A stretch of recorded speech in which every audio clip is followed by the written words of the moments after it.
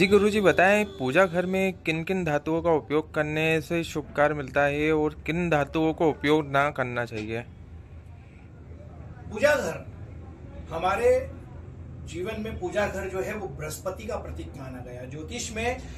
पूजा घर को और पूजा विधि को बृहस्पति के रूप में देखा जाता है। और कई बार हमारी माता बहनें या परिवार में कुछ ऐसे लोग रहते हैं जो बहुत अधिक मात्रा में पूजा पाठ भक्ति करते हैं, लेकिन वो एक बहुत बड़ी गलती करते हैं कि पूजा पाठ के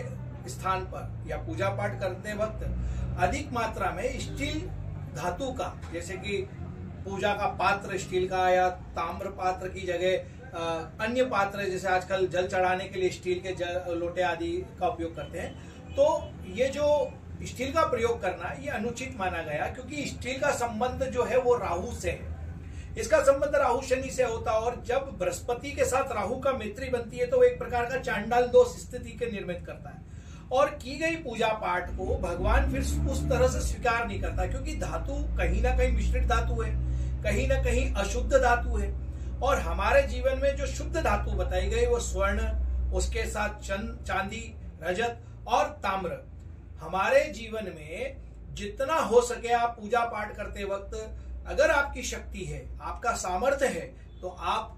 रजत या स्वर्ण के बर्तनों का प्रयोग करिए पूजा पाठ में, और अगर आपका सामर्थ्य नहीं है तो ताम्र का प्रयोग करिए, और अगर तांबे भी अगर सहज नहीं हो तो फिर पीतल का प्रयोग कर सकते हैं। लेकिन स्टील का प्रयोग करना कई प्रकार की परेशानियों को आमंत्रित देने के समान है, क्योंकि घर से सौहार्द जाता है, चांडाल दोष स्थिति बनती, घर में एक दूसरे के प्रति प्रेम भाव स्थिति खत्म होती है, चांडाल की स्थिति बनती है। क्योंकि देखिए, ज्ञान का कारक बृहस्पति और अज्ञानता का कारक कई बार राहु होता है, और राहु और बृहस्पति दोनों मिलकर द्वंद्व स्थितियां पैदा करते हैं, और वो ही जाकर कहीं ना कहीं घर के अंदर संस्कारों को प्रभावित करते हैं, संस्कारों को खराब करते हैं। और ऐसी स्थिति में फिर देखा गया है कि उन घरों में जिसमें ज्यादा पूजा पाठ के लिए स्टील का प्रयोग कर रहे हैं, स्टील धातु का प्रयोग कर रहे हैं, या कहीं मंदिर आदि में भी जाकर स्टील का प्रयोग कर रहे हैं, उन लोगों के जीवन में सबसे ज्यादा निगेटिविटी या असंतुष्टि उनके जीवन में देखी गई है। और जो लोग